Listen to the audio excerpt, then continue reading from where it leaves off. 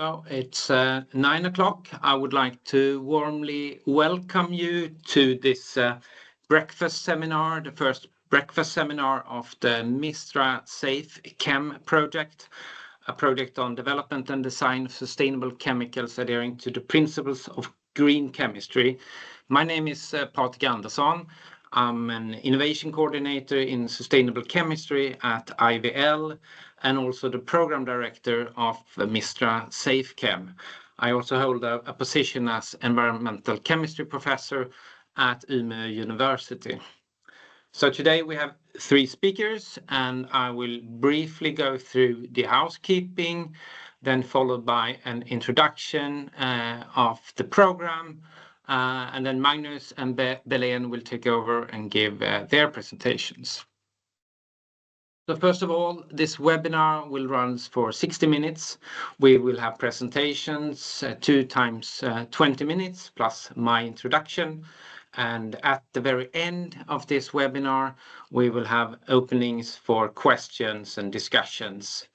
And note that this webinar is recorded. It will be placed on the homepage of Mistra SafeChem and also on LinkedIn. We also urge all participants to ask questions using the chat function of this presentation.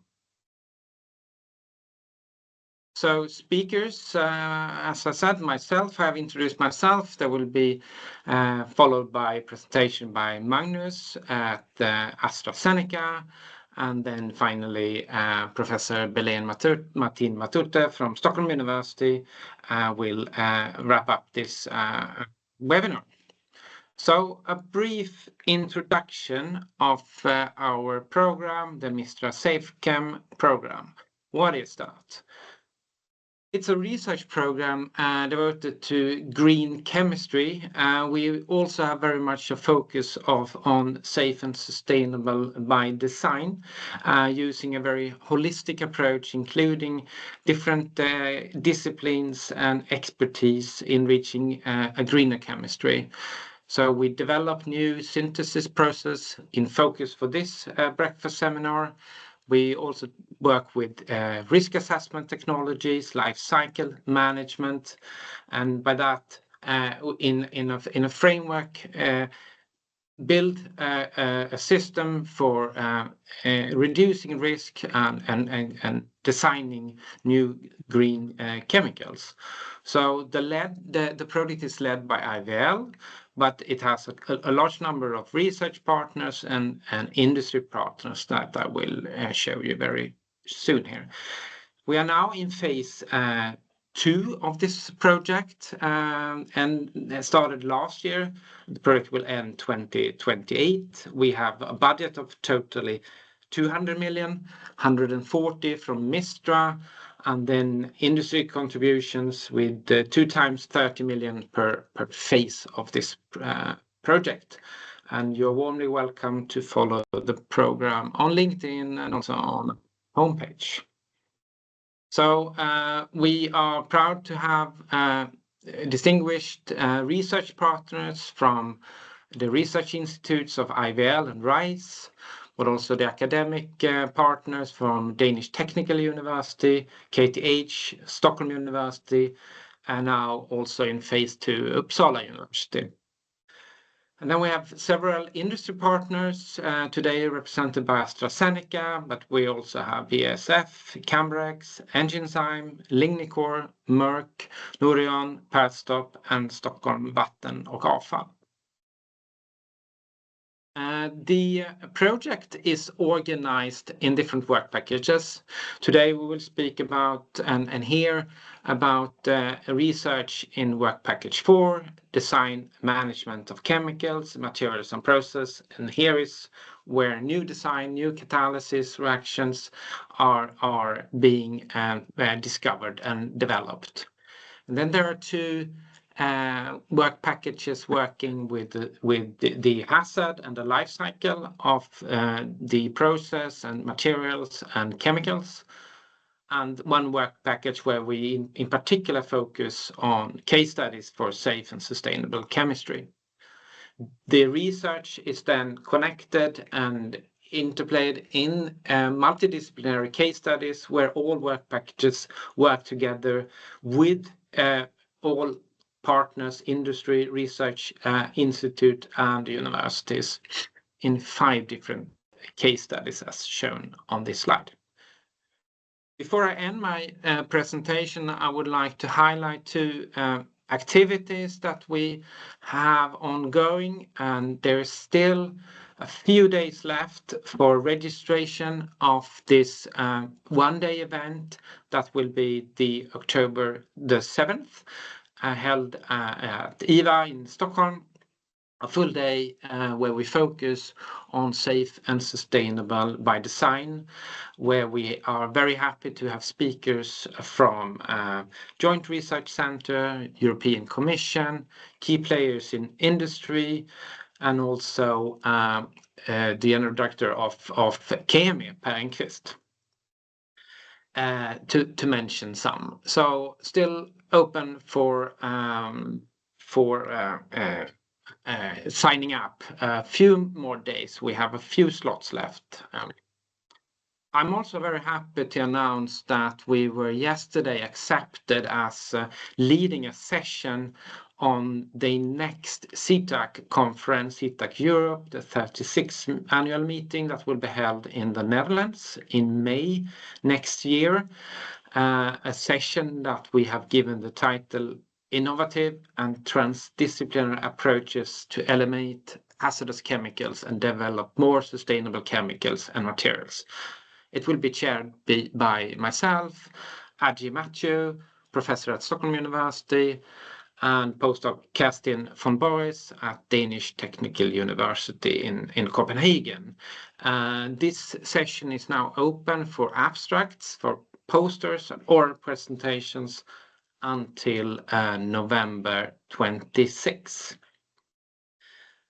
With that, I end my own introduction of the project, and I will stop sharing my screen, and by that leave the word to Magnus Johansson, who is on board also the second phase of Mistra SafeChem, leading activities from AstraZeneca, senior scientist there. Please, Magnus, share your slides and welcome to give your presentation. I can see your slide now. Okay, I hope you can also hear me well. I can hear you well. Okay, excellent. So thanks for the introduction, Patrik. So in this webinar today from Mistra SafeChem, I will share the AstraZeneca perspective on the work ongoing, but also maybe share a little bit on the activities ongoing within our company, AstraZeneca. And the title of my talk is Green Chemistry and Sustainability in Medicinal Chemistry. Medicinal chemistry being the part where we design and develop the candidate drugs that will then move into clinic.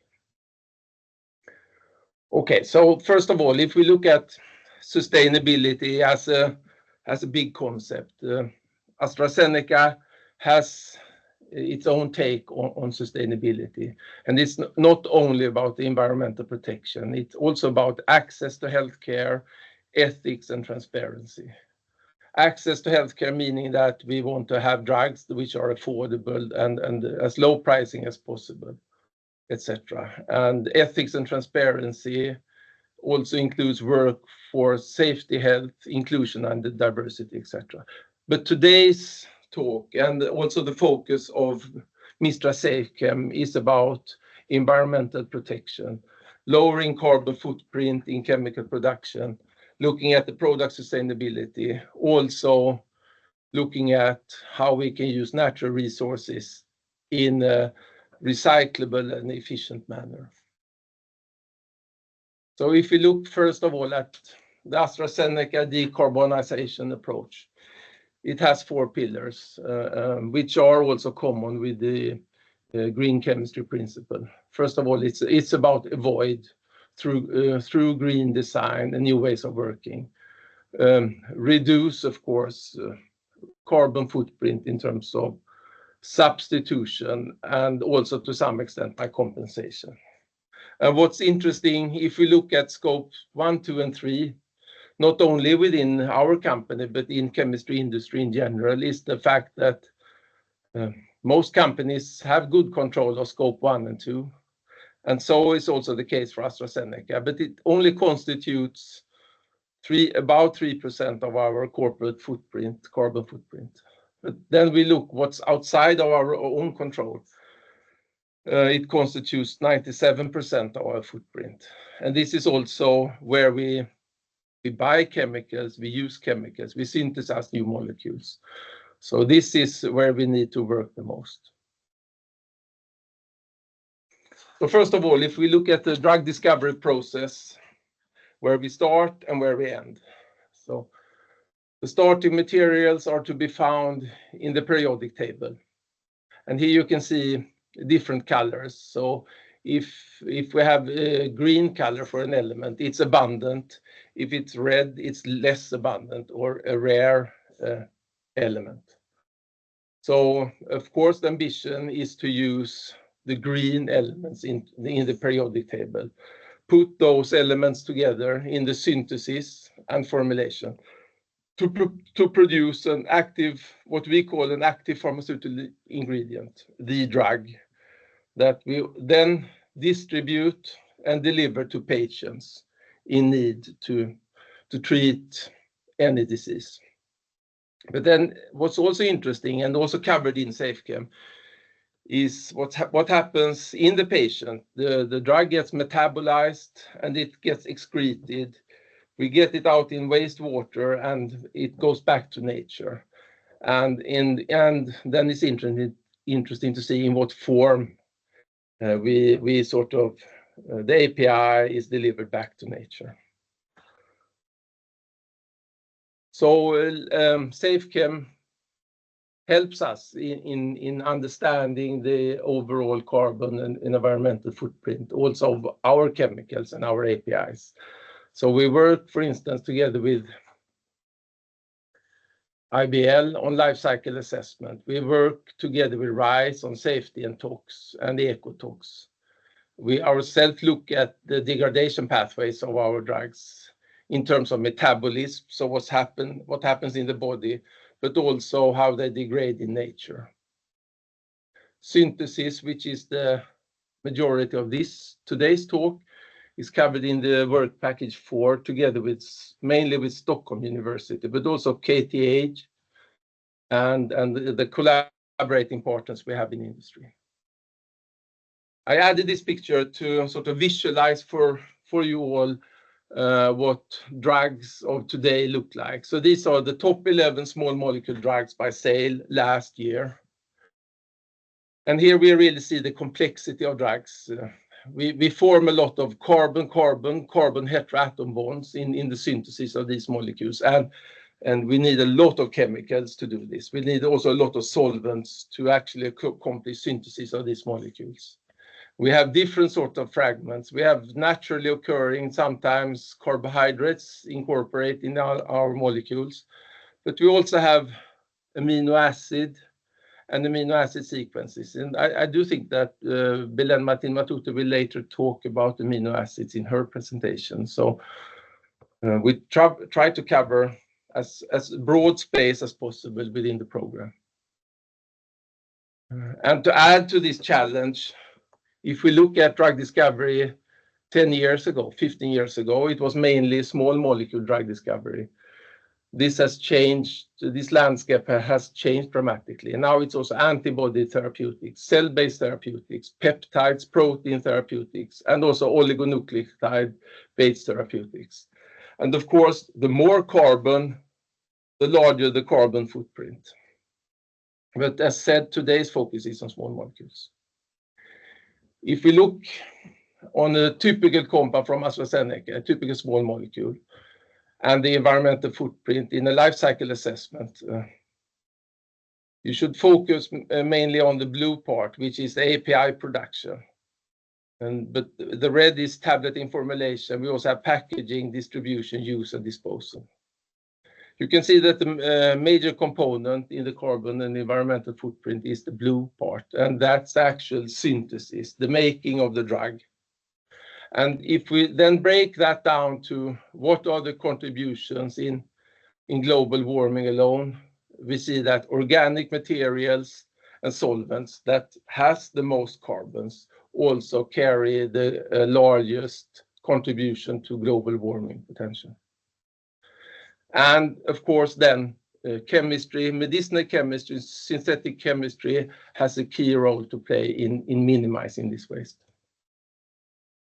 If we then sort of zoom in on the API, what contributes to the carbon footprint from an actual API is, of course, the daily dose that you deliver to patient and the length of therapy. Do you take this for the rest of your life, or do you take it for 2 days to cure whatever you have? The molecular complexity adds to the carbon footprint. The number of synthetic steps that you need to apply is very important, because every single step also gives waste. And of course, if we look at the total footprint, it's the number of patients. So the more selling the compound is, the larger the footprint. But our ambition is to cure diseases, of course. And as you can see, the drivers in chemistry is molecular design and route design. So we can also influence the sustainability or the environmental footprint of the drugs if we then can design, so that's the sort of the SSBD concept, right? So safe and sustainable by design, if we can design the right features into the molecule as early as possible. And of course, the key enablers to this is that you find in the 12 principles of green chemistry. So just to give you a big picture, so the scientific highlights from the SafeChem projects are many. So AstraZeneca are working together with several different of the academic groups, and we're publishing high impact publications in a variety of areas. You can see to the top left, an electrochemical hydrogenation of alkenes. I think Belen will talk about this later. In the middle, there was a joint study between IVL, RISE, AstraZeneca, and KTH. So a big consortium from SafeChem, where we actually produced a safer and more sustainable way of making amide bonds, which is a very prevalent bond disconnection in the pharma industry. Together with the Beckvall group, we've done cross-coupling chemistry using a very abundant copper catalyst, which is also immobilized. And as you can see on the picture, we can also reuse this catalyst, which also minimizes waste.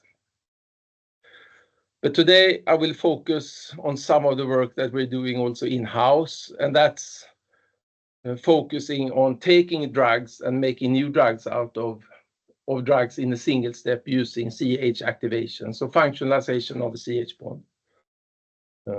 But to set the stage for this, it's all about, in our business, it's about the step economy.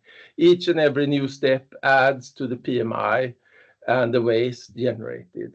So reduction of PMI and step count is very important. But then we will, of course, also look in, as you can see on the right part of this slide, the energy consumption and the life cycle assessment of metals is also very important. So, for instance, to move from rhodium to palladium is a huge step in a favorable manner. But also the move from palladium to iron would also be even further a leap in this direction. So in Mistra SafeChem, we have a focus on 3D metals, but also rare metals where we can recycle them. So I talked about the use of CH bonds to actually reduce step count. As you can see on the top, in the traditional approach, you stepwise introduce functional groups, you interconvert these functional groups to make new molecules. And typically to make a drug, it takes 10 to 25 synthetic steps. But let's say that you can take a late-stage drug depicted by this capsule and in a single step transform it into a new drug-like molecule. It would save a lot of waste. Of course, the challenges are huge. Chemoselectivity is a problem, and also functional group tolerance, etc. But the opportunities are great because we can quickly make new analogs of a drug and test them. We've been publishing in this area together with Belén Martin Matute's group on iridium catalysis, but we've also been publishing with the Ackermann group, and on the top you can see an early publication from my team and the Ackermann team in 2020, where we introduced in the ortho position a methyl group on drug-like motifs. This is a small perturbation of a drug, but it's very important. We did this with cobalt catalysis.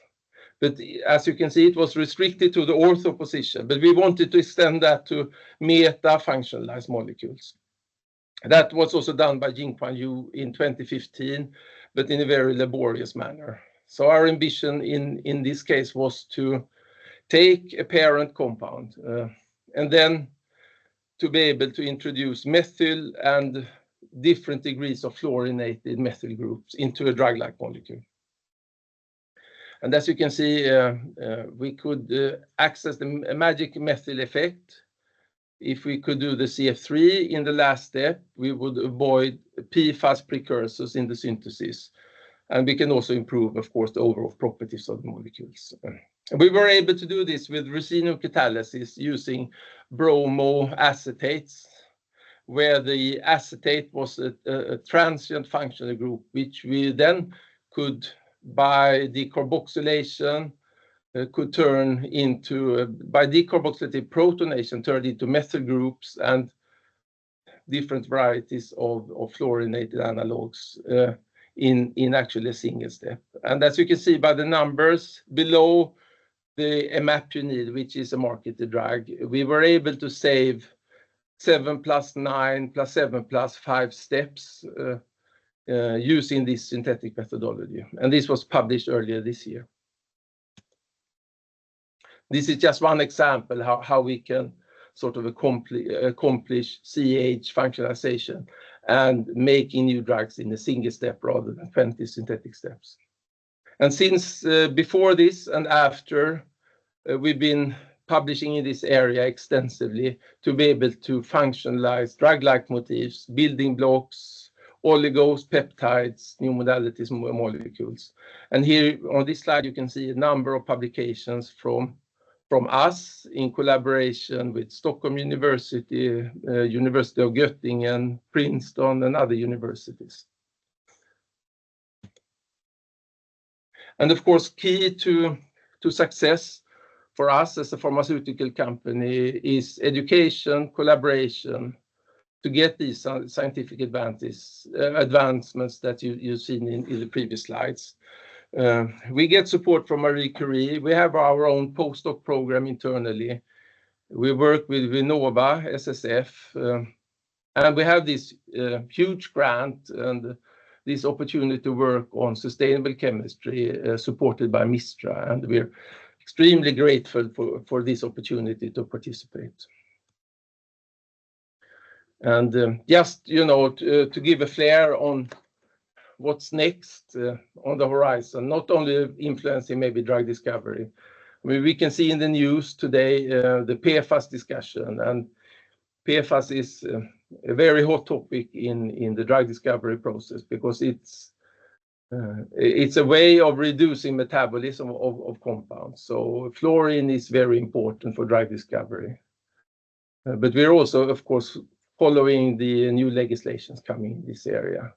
But then also SafeChem gives us an opportunity to look at global strategies and legislation together with SafeChem and other partners. So zero carbon vision for 2050, SSBD concept, and polluters pay principle will, of course, affect us as a pharmaceutical company, but chemical industry in general.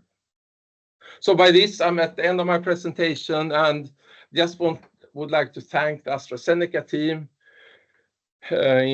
We have sub-teams, one for synthesis, which work together with VP4. We have one team for tox and ADME predictions. We have a general team for green chemistry and life cycle assessment. Maria is supporting all the activities with analytical chemistry, and we do biocatalysis run by Professor Martin Hayes, and also postdocs internally. In addition, we have the collaborators within SafeChem, the institutes, RISE and IVL, which run IVL. Thankful to you, Patrik and Helene, who run the project. And then we have the collaboration with other industries. We work together with Cambrex, Merck, and Endinsam right now, but are also open for new collaborations. We're super grateful to Professor Belén Martín Matute and Jan Elling Bäckvall at Stockholm University. At KTH, Per-Olof Syrén in biocatalysis, Professor Anna Björklund in life cycle assessment, and for toxicology and predictive work, Professor Ola Spjut at Uppsala University. So this is the end of my presentation, and now I'm happy to leave the floor to Professor Belén Martín Matute. Thank you so much, Magnus, for a very inspiring talk. Interesting to listen from the hardcore chemistry to policy issues to hazard issues, and I enjoyed it very much. With that, I would like to introduce our next speaker. Our next speaker today is Professor Belén Martín Matute, who's a professor of organic chemistry at Stockholm University. And she's leading a research group working with catalysis, developing of new methodologies. We will make sure that you can share your screen, or shall I take over?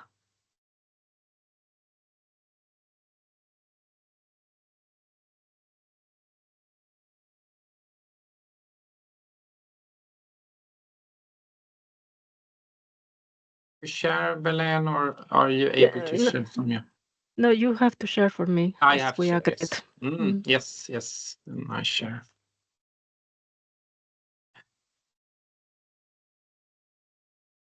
Here.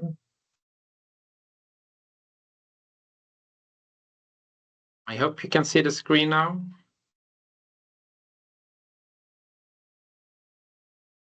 Okay, I cannot take control of the mouse, but I don't know if we can fix that. I think I have to take the slides, so you have to say next, and then I should. Okay, then hopefully, okay, it will work. So next, yeah, so Magnus already gave quite an introduction about the type of complex molecules that we need to synthesize, and this is particularly the case when we are talking about molecules with biological activity, agrochemicals, pharmaceuticals, etc. So in order to construct these complex molecules, we have to have methods that very selectively construct a specific type of bond. This may be a carbon-carbon, a carbon-nitrogen, a carbon-fluoride bond in a specific part of the molecule. So selectivity is very important for us. And then also we also need to develop methods that will enable to interconvert functional groups, let's say going from an alcohol to a carbonyl, so an oxidation reaction, or the other way around. These are just some examples of molecules that we prepare in our lab. You can go next. And so the question is how catalysis is essential for sustainable synthesis of these very complex molecules. And this topic has been revised several times, for example, by Paul Anastas. And here I show how catalysis contributes, for example, to the green chemistry principles in enabling selective reactions, or a reaction that will give us only one product instead of three, for example.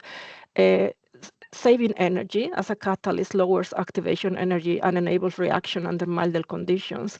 Less hazardous synthesis, because we can also tune the structures of the catalyst in order for us to react safer chemicals, and maximize atom economy. If we have very high selectivity, we will also use less resources, and also enables to convert renewable feedstocks. And of course, that has huge benefits in the lowering the carbon footprint, less solvent water use, and reduced waste. Next, please. So what we do in my lab is to develop methods that enable this complex synthesis. And for that, we develop different types of catalysts. We work with both metal catalyst, organocatalyst, but also heterogeneous catalyst. And I would say there are benefits and downsides of using each of them. So in reality, what we have to do is to take the best method for a specific transformation. So when you have a homogeneous catalyst, you have a very good control of the structure, and then you can do a structure-activity relationship studies and then tune very much the reactivity. However, we may have problems to recover the catalyst and reuse it, and this can be overcome by using instead heterogeneous catalysts. Whatever catalyst we use, we have a focus on the selectivity, atom economy in general, on the green, the principles of green chemistry. Next, please. So I will tell today 3 short stories that have been developed within the Mistra SafeChem program. And the first one is constructing selectively carbon-nitrogen bonds. So here on the left, you see a number of molecules which are pharmaceuticals, and the nitrogen group is very abundant in all these drugs because it is involved in hydrogen bonding to the target molecules or enzymes. So making selectively these carbon-nitrogen bonds is very important, and we can see here some secondary amines, tertiary amines, etc. So how can we make traditionally these carbon-nitrogen bonds? There are many methods, but one of them is, for example, by a Hofmann alkylation reaction, where you take an amine and then you alkylate the amine with, in this case I show here, with a chloride. And the problem with this reaction is very simple, but first it produces stoichiometric amounts of acid, which is neutralized by a base. So it produces stoichiometric amounts of salts in the end, and also the selectivity, because the product can go on and on and on. So in the end, you may end up with a very complex molecule mixture of amines and a lot of salts. So low yields and a lot of waste. So how can we overcome that? And one method to do that is on the one, if you can click twice, Patrick, please. On the one hand, you can replace a chloride by an alcohol. And this is very good because alcohols are abundant in nature, and also it could produce water as the byproduct instead of a salt. But what is the price you have to pay for that is you need to use a catalyst. So you can use several catalysts, have been reported for these reactions. However, even though they catalyze the reactions, they suffer from very high reaction temperatures. They require extra base, they require excess of reactants. They are not selective, so they produce mono and alkylated and bisalkylated compounds, and the substrate is very limited. So this was our first goal, is to design a catalyst by studying its components and make this reaction very efficient. So you can go to the next slide. So this we achieve by this complex catalyst that I show here. This is what we call a bifunctional catalyst. So it has 2 functions. It can perform the alkylation reaction in the absence of a base, and those of these functions are run by the same catalyst.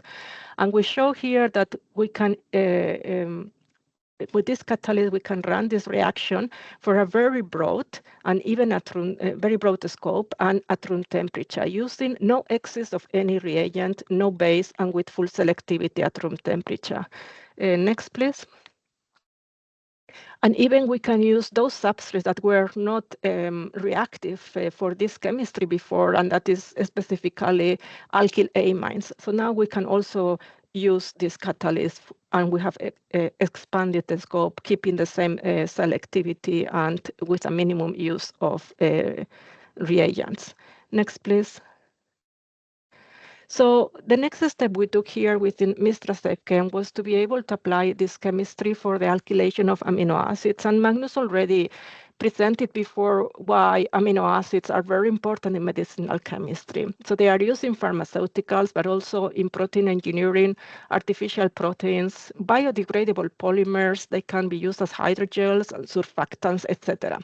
So we wanted to apply that catalyst I showed before for the alkylation of amino acids. Next, please. So dealing with amino acids as an organic chemist is a rather complex reaction because these molecules are deuterionic. So they are difficult to handle under the normal organic chemistry conditions. And then if usually what one has to do is what I try to show here. So you take an amino acid and you want to react selectively on the nitrogen. The first step would be to protect the carboxylic acid. So you put a protecting group on the carboxylic acid. Then you perform the reaction, which is the alkylation, and you may use different methods that could enable different yields and selectivities. So now you have your product, and then you have to purify the desired product.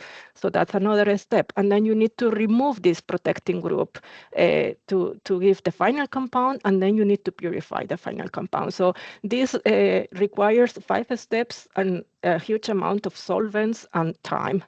So what we wanted to be able to do by developing this catalyst was to do this reaction in a single step from unprotected amino acids. If you go to the next slide. So this is indeed what this catalyst can do. You take a natural amino acid and you can alkylate it with an alcohol, and you obtain 100% yield of the final compound. And this is very important that you obtain quantitative yields, because if not, you will have to protect to separate the desired product from the mixture. And then again, it's a lot of consumption of resources.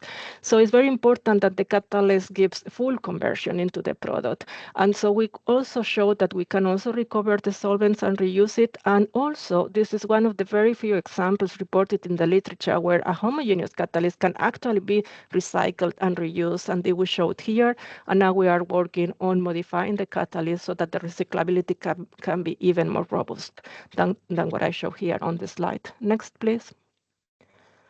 So these are some of the samples. For all of them, we obtain quantitative yields, and also we keep the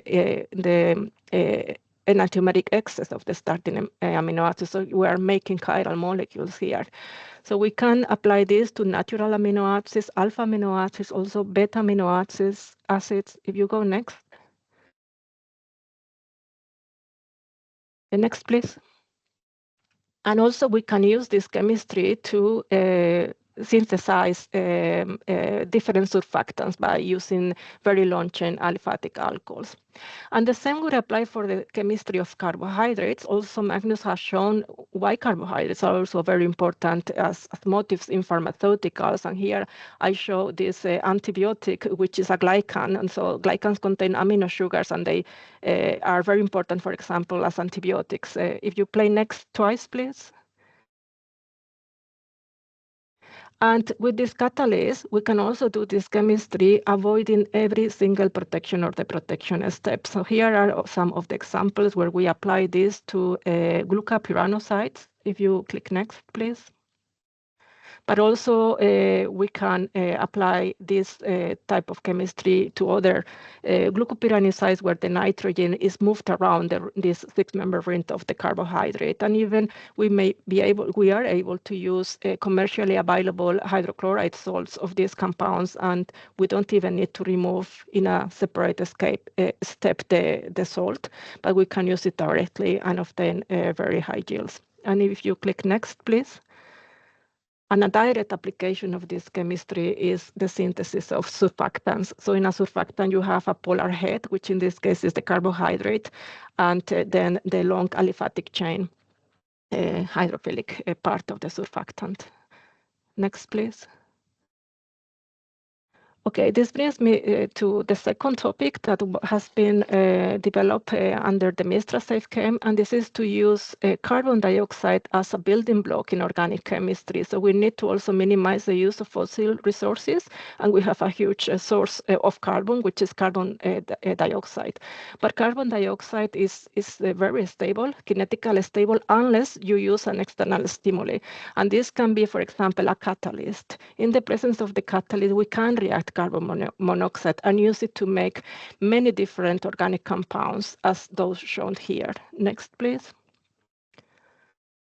So in this area, what we've been trying to do is to use carbon monoxide to synthesize cyclic carbonates. And these are molecules that are used as solvents, but also as precursors for organic synthesis of many different types of compounds.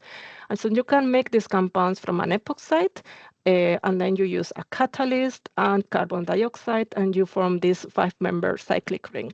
However, if you want to avoid the use of epoxides, because they also have safety concerns, and they are made from alkenes. Ideally, you want to start directly with the alkene to go to the cyclic carbonate in a single step with a single catalyst. And this is what we did. We design a catalyst which is based on a metal organic framework that is able to oxidize the alkene from the epoxide in situ and then perform the cycloaddition reaction with carbon dioxide to form the final compound. So in a single step, we can do these compounds. If you click next, please.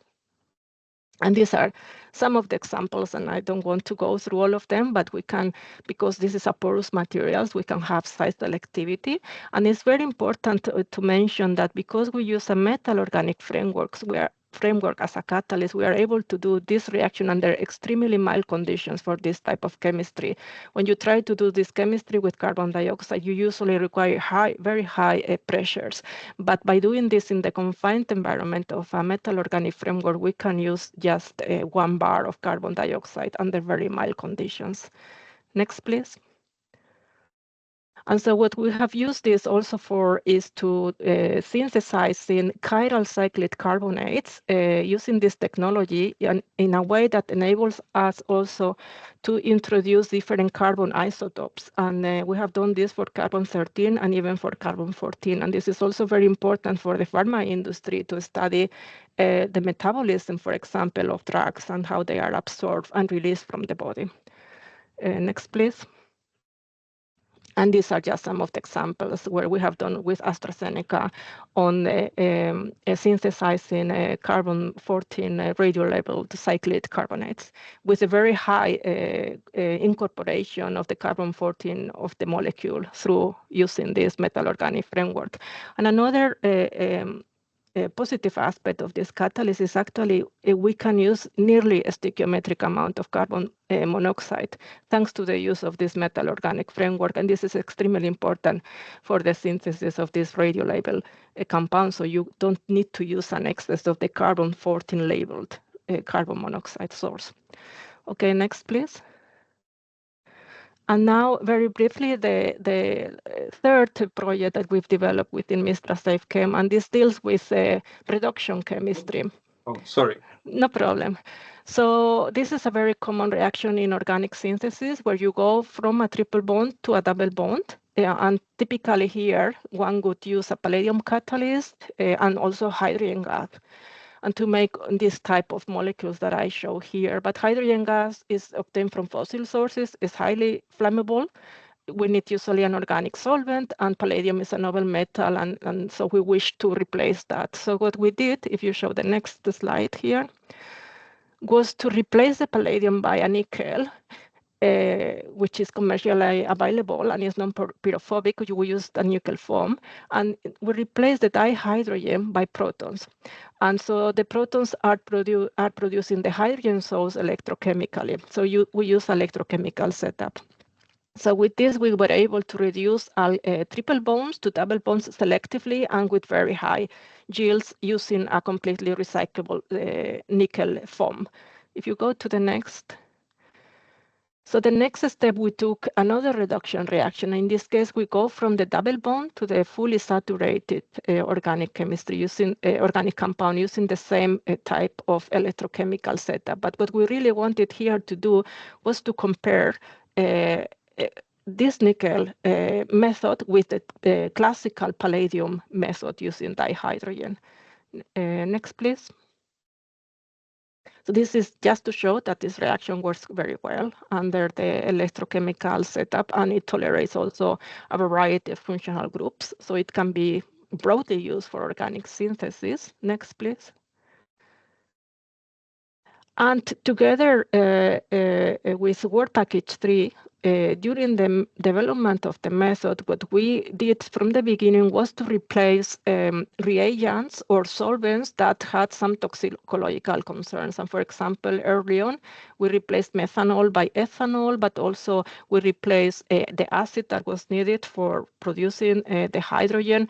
Initially, we used hydrochloric acid, but we found out that the chloride would form nickel chloride salts that are very toxic, and instead we could use, for example, sulfuric acid that could produce maybe these other salts of nickel that were not toxic at all. So that was very good to do this toxicological assessment at the same time as we are developing the project.